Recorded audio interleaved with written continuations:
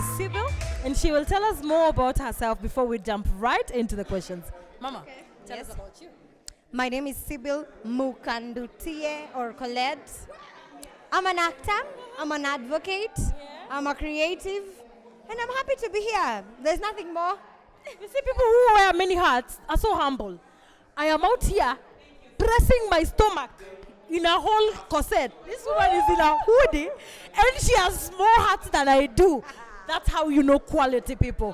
Quality does not need to be packaged. Now I'm here. Leo niko na misemo nafaa nikuwe pasta.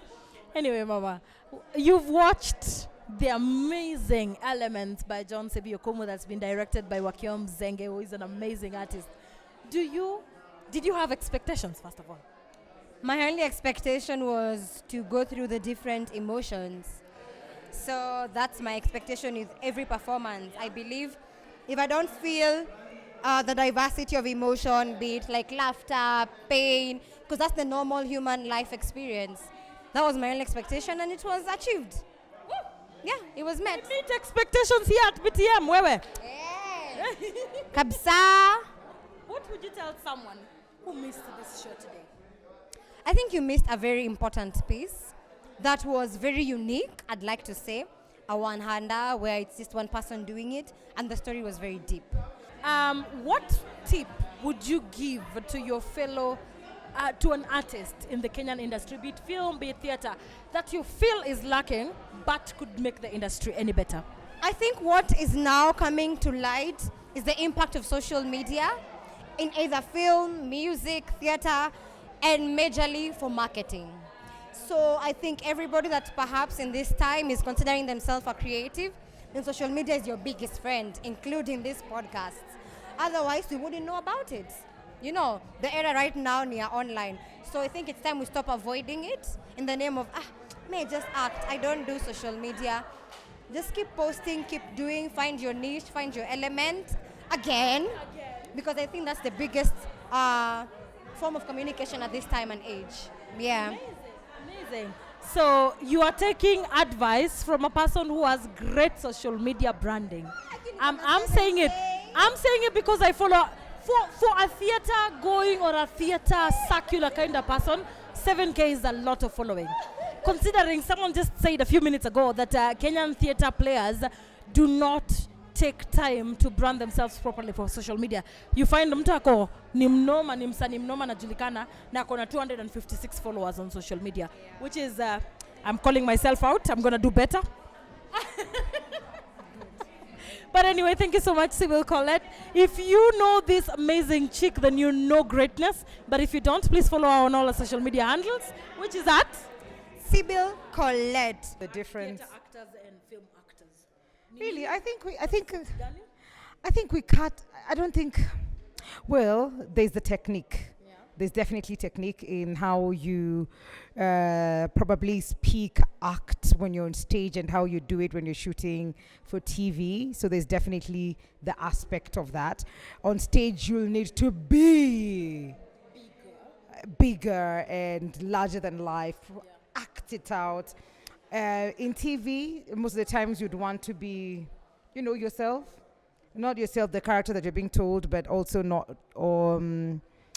as big or as large as theater. Something else. Of course, the monies are different. The monies are different. Why are you laughing, Mama? Because it's a truth. It's a truth. And what else would I say is different? There's a lot of work that goes into. Well, I'm not saying TV doesn't have a lot of work, but there's a lot of work that goes into stage theater, because the rehearsals. Once you step on that stage, there's no take two. Yeah. Ukihata umehata, unasonga nayo, you improv as you go. Wanasemanga hata na Na The audience doesn't know No, the I want a script. Yes. So. Right, amazing. So tell us about Mwikali anataka kazi yangu. Ni sawa, nimempea. Tell us about today's performance, Elements by John Sibi Okumu the Great. Tell us about it. How did the whole cooking process impact you as an artist generally? What was so different about this particular experiment? For one woman shows that I've watched before, I think the hardest I've ever done was being in a two-hander, and that was really hard. Seeing what Hellen had to go through to get the lines and the blockings, and you can only depend on yourself throughout the whole process. Unajua stage ukihata, then you know somebody else will atakusave and all of that. But then on this one, you have to do that by yourself. So she did it with so much grace. In terms of the writing and the storyline and everything that is embedded in this particular play written by John Sibi Okumu, it takes you on a journey of self-reflection, of where you've come from, the labels you've gotten in life, labels you've been given by people, labels that you've given yourself, labels that you were born into, that you did not have a say. Ulizaliwa na hivi ulitwa mwikali, you have no say about that, So it takes you through that journey of self-reflection to see where you're from, what you're doing, and where you're going, and learning a few things, relearning a few things. It also talks a lot about identity and some very pertinent issues in society and family structures that are not spoken about. It is one of those ones in Zitaku. Yeah, and it did that. It did that for me. Yeah. Youngsters are saying, Gen Z's wananiambia huku nje, that seeing Hellen Kelli on stage after 2 decades is almost magical, because there are a lot of things to borrow, there are a lot of things to take, and the idea that this show was on a weekday was to prove a point. So can you say point proven? Girl, aren't you here? Aren't you here? Aren't you, is Creative Cav here? Yes! Why are they here? Because point proven. Yes. Yes. What? Monday and Wednesday. Yes. And like I said earlier, it is an experiment, and BTM is about purely experimenting on stage in terms of how we put up shows and all of that. But this time, amongst other things that were being experimental, is on trying to bring back a culture that was there a while back, where people would come to the theaters on weekdays instead of going to other places. Yeah, we're not going to mention to wait for traffic to Korea. But yeah, so it's about that and all. And it's a culture that we're trying to create, and I'm looking forward to seeing that dream come true. I need to run. Our director of the night, we've been hearing how great this particular show has been the whole evening. That's all we've been talking about. How out of the ordinary, how unexpected, how beautiful the whole experience was. Now we are bringing you the curator of the whole thing. Liani mpishi mwenyewe aliyepika ikaiva.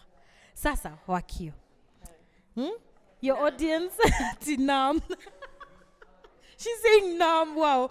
90% of the people I've interviewed here today are saying that the whole Elements experience was beyond their imagination. It was beyond the mainstream, wasn't it?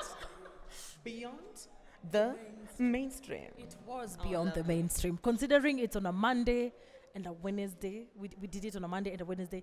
And I would like to ask you, what was your expectation coming into this, and was it met? Let me tell you one thing I live by, and I always tell people also about myself. Have very minimum expectations. In fact, have zero expectations. How I would love people to handle me, not to hold me in a pedestal, to have no expectations. I usually walk into rooms, I walk into projects with minimal expectations. But that doesn't mean that I don't have dreams and aspirations. It's I was looking forward to just being surprised about what could it look like going for theater on a Monday? What would it look like? And I think my conclusion is that theater is not just for the weekends. Theater is for all weekdays. Yeah. All days of the week, let me say that. Yeah, it's for all days of the week. And it's probably not the norm, but I feel like somebody has to start it. Our theater halls need to be busy. Our actors need to be busy. Our production houses need to be busy.